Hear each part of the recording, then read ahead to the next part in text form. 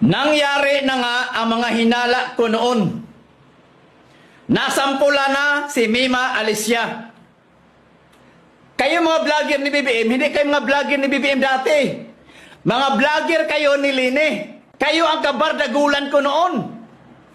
Ako ang tunay na vlogger ni BBM noon noong 2019 hanggang 2022. Itong mga vlogger ni BBM ngayon, sumipsip lang kayo kay BBM ngayon para ganon. Aminin niyo man o sa hindi, dati akong vlogger ni BBM. Mayroon talagang ganyan. Ang pinagkaiba lang natin, mga bangag, bumaliktad ako noong nalaman ko na ang hirap ipagtanggol ni BBM. Dahil kitang-kita ang mga ebidensya, mga witness na nag-umpisa na siyang magganyan, mangurakot. 2022, umupo si BBM pagka-presidente. May video ako ipakita sa inyo mamaya. Patunayan kung gaano ako kadayard ni BBM noon.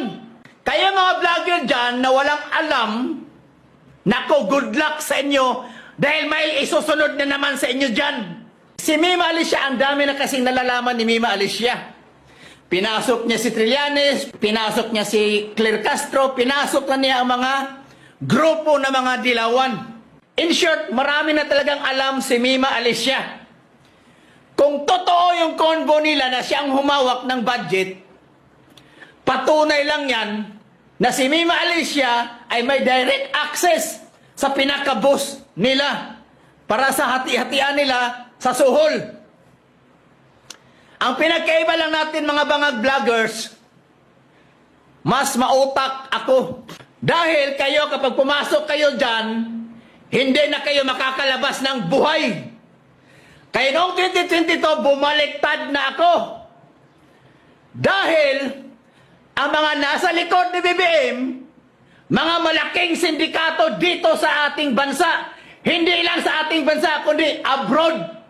Sindikato ng droga. Sindikato ng online games. Tingnan nyo ngayon. Sindikato ng smuggling.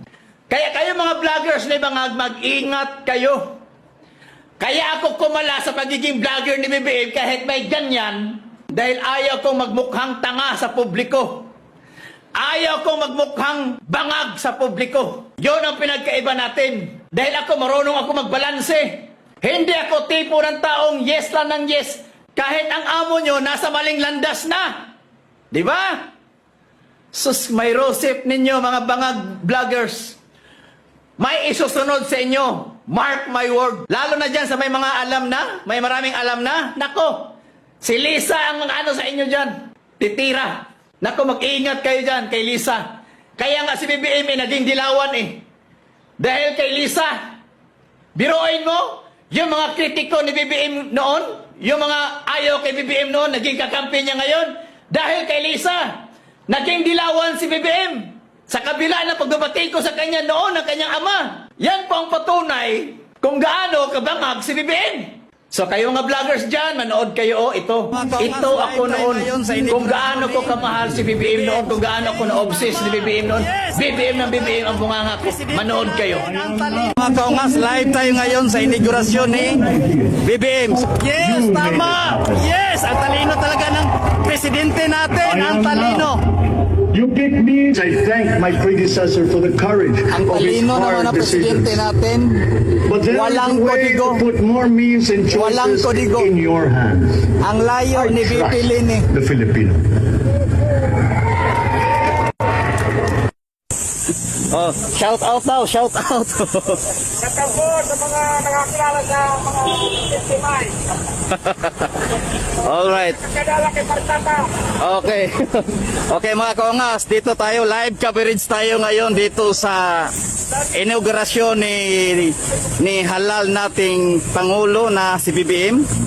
So anyway, mahal nating Pangulo na si BBM. Siguro mga hapon pa yung talumpati ng ating mahal na Pangulo na si BBM. Thank you. Oh. Thank you lang. Oh. Thank you. Saludo ako sa mga pulis na tumutulong para sa kaligtasan ng inaugurasyon ng ating mahal na Pangulo at na BBM. BBM tayo. Kailangan natin magtulungan. Huwag na yung mag-away-away. Mga oo nga pala yung nag-away-away. Yung mga nag-rally sa kabila, pwede ba pakiusap? Kung tigilan na natin yan, makiisa na lang tayo. Kaya good luck sa lahat ng mga vloggers ni Bangag. Mabuhay kayo! Ingat na lang kayo!